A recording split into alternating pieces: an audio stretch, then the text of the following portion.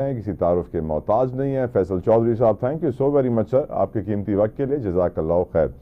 फैसल साहब, कुछ इमेज ऐसे आया हुआ था, क्योंकि अदलिया में हम जानते हैं जजों के दरमियान जो इख्तलाफात हैं वो ख़त व किताबत के ज़रिए खुल के सामने आ गए थे। तो लोग ये समझ रहे थे कि आज पहला दिन था जस्टिस याया की नामजदगी के बाद, तो कुछ ना कुछ ऐसा रिमार्क्स आएंगे, कुछ ना कुछ तलखियाँ नज़र आएंगी, कुछ ना कुछ रिएक्शन आएगा शायद उन जजों की जानिब से जिनको इख्तलाफी नोट में कहा गया था कि इनको कानून का पता नहीं है, या फिर जो सीनियर तरीन थे और चीफ जस्टिस नहीं बने। लेकिन ये खबर ज़रूर आ गई है कि मंसूर अली शाह साहब उम्रे पे जा रहे हैं, आखिरी दिनों में काजी साहब के नहीं होंगे, कोई फेयरवेल शेयरवेल अटेंड नहीं करेंगे। और ये भी खबर आ गई है कि सब ने मुबारक बातें दी हैं जस्टिस याया को। उनकी 2 मुलाकातें काजी फायज ईसा साहब से हुई हैं, मंसूर अली शाह साहब से भी हुई हैं, दीगर जज हजरात से भी हुई हैं। तो माहौल खुशगवार रहा है पहले दिन पे जस्टिस याया के एक तरीके से, which was surprise to me. आपके लिए था सर? नहीं, बिल्कुल भी नहीं। ये इसमें तो कोई ऐसी बात ना कोई एक्सपेक्ट कर रहा था। जजेस जो है वो या फिर सब तो वैसे बड़े सॉफ्ट स्पोकन और वैसे इतने आप पीटीआई कह रही थी हम एहतजाज करेंगे, मंसूर अली शाह चीफ जस्टिस नहीं बने, वकला तंजीमें कह रहे थे हम एहतजाज करेंगे, मंसूर अली शाह चीफ जस्टिस नहीं बने, सब खामोश हो गए, मुबारकबादें दे रहे हैं। अजीब नहीं लगा सर? नहीं, पीटीआई ने कब कहा कि हम एहतजाज करेंगे? सर मेरे ख्याल से ये तो अब काफी बरमला कहा गया था। गंडापुर साहब ने तो आज भी कहा है कि एहतजाज हम करेंगे, आईनी तरमीम के खिलाफ भी, और सीनियरिटी को बदला गया उसके खिलाफ भी, अदलिया की आजादी खत्म की गई। वो एक सेटेड प्रिंसिपल है। एक तो पार्टी जो है वो तो सेंट्रल एग्जीक्यूटिव कमेटी जब कोई फैसला करेगी और उसके बाद कोई अनाउंसमेंट होगी, तो वो है जो सीनियरिटी का प्रिंसिपल था वो वायलेट हुआ है। तो वकला जो है, ये अगर आपकी इशारा एक वकील रहनुमा की तरफ है जो कि सेनेटर भी है पीटीआई के, तो वो वकला पॉलिटिक्स है, उसका पीटीआई का उसके साथ बराह रास्त कोई ताल्लुक नहीं है। मैं ये अर्ज करूँ कि जो या अफरीदी साहब है उनकी जात के ऊपर किसी को कोई गिला नहीं है, और वो बड़े रिस्पेक्टेड आदमी है अक्रॉस द बोर्ड। जो लीगल फ्रेटर्निटी से ताल्लुक रखते हैं, किसी भी जमात से हो, या अफरीदी साहब जो है नॉन कंट्रोवर्शियल आदमी है, और उनकी जो हैसियत है उसको एज ए जज भी बहुत रिस्पेक्ट करते हैं, एज ए ह्यूमन बीइंग भी वो बहुत खुलास के साथ बड़ी एक गुफ्तगू भी बड़ी अच्छे तरीके से करते हैं, और बड़ी एक रिस्पेक्टेबल तरीके से, जो कि ज़ाहिर फायज ऐसा नहीं करता था। वो जो है वो काफी बदतमीज आदमी थे और वो बदतमीजी करते रहते हैं। लेकिन जो या अफरीदी साहब है उनकी जात के साथ, जैसे मैंने अर्ज किया कि किसी को कोई इख्तलाफ नहीं है। ये अलग बात है कि जो वकला है वो प्रिंसिपल ऑफ सीनियरिटी के साथ जो है वो रहना चाहते हैं, क्योंकि 97 के बाद जो सजाद अली शाह केस का आपको एपिसोड याद होगा कि उसके बाद जो है ये पहली दफा सुप्रीम कोर्ट में प्रिंसिपल ऑफ सीनियरिटी जो है ना वो वायलेट हुआ।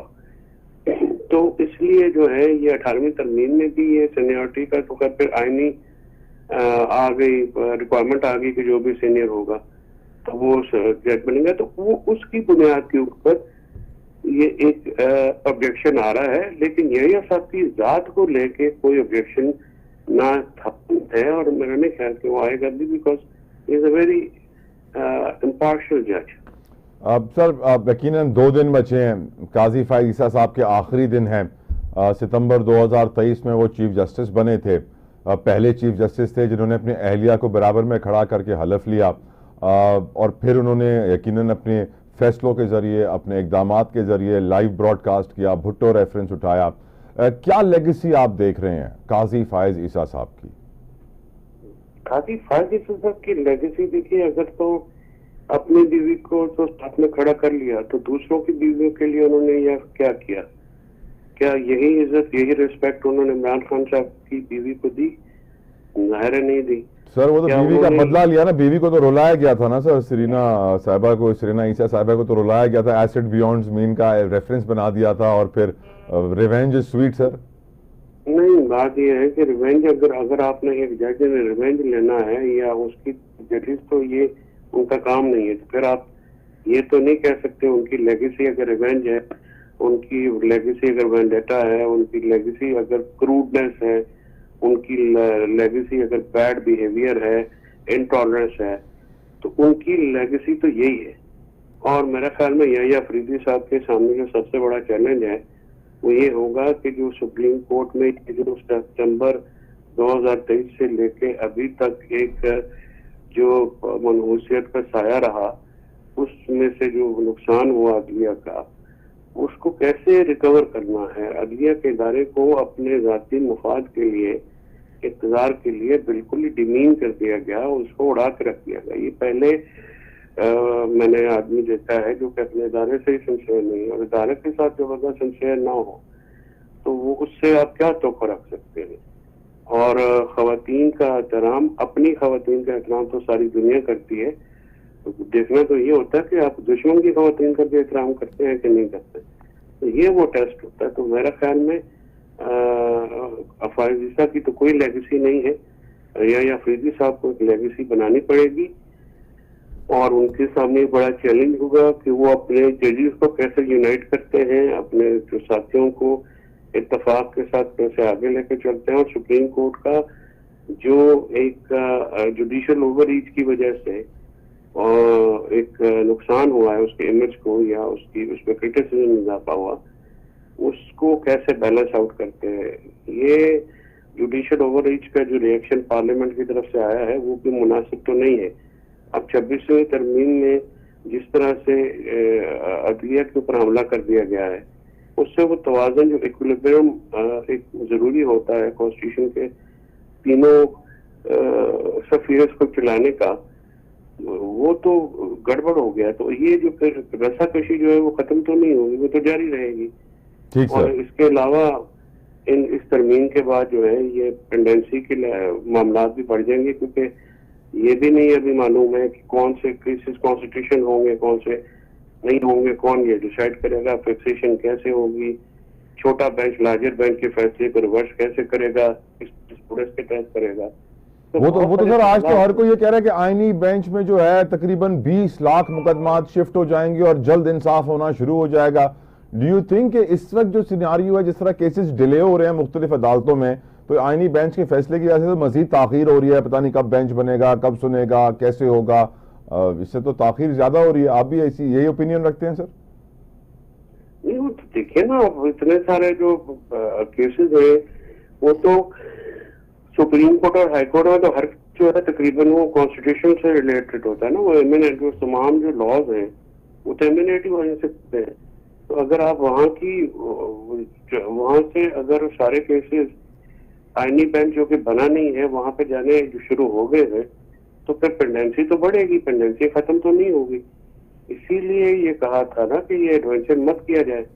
ये एडवेंचर करने से पहले भी सोचा नहीं गया, और एक अजीबोगरीब जो है खिचड़ी पका दी गई है। अब इस खिचड़ी का पहले से कोई होमवर्क किया नहीं गया है, इसमें बड़ी कबातें हैं, एक सिस्टम से रिलेटेड बड़ी बातें हैं। इसके लगाएगा कौन, फिक्स कौन करेगा, वो कॉन्स्टिट्यूशन बेंचेस कैसे काम करेंगे, ये तो एक ऐसी चीजें हैं ना जो बुनियादी चीजें हैं ताला साहब। ये तो हमारे जो रोज केस लगते हैं, हमारा एक सेटल्ड सिस्टम है जिसको ज़ाहिर इम्प्रूव करने की काफी गुंजाइश तो है, लेकिन इस तरह से मामला को कैसे चलाया जाएगा ये तो अब देखिएगा। आने वाले 3 महीनों में ये केसेस की पेंडेंसी तो मेरे ख्याल में 2 लाख या 1.5 लाख के करीब तो पहुंच जाएगी, बिकॉज केस डिसाइड ही नहीं हो सकते।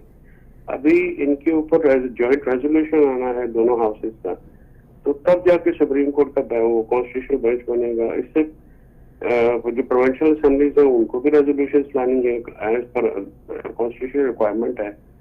केपी वाले कह रहे हैं, और सर वो कह रहे हैं आईनी बेंच भी पार्लियामानी कमेटी बनाएगी। सर ये कैसे होगा? वो जुडिशियल कमीशन बनाएगा। वो जुडिशियल कमीशन की इन्होंने जो हैयत चेंज कर दी है, उसमें अब गवर्नमेंट को आउटराइटली जो है मेजोरिटी हो गई है।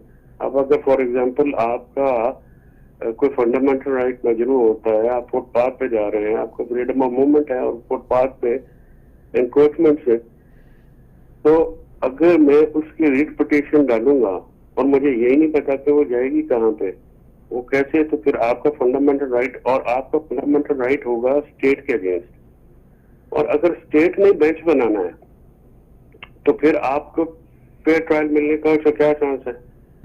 या आपका जो एक ट्रांसपेरेंट और इम्पार्शियल ट्रायल का क्या चांस है?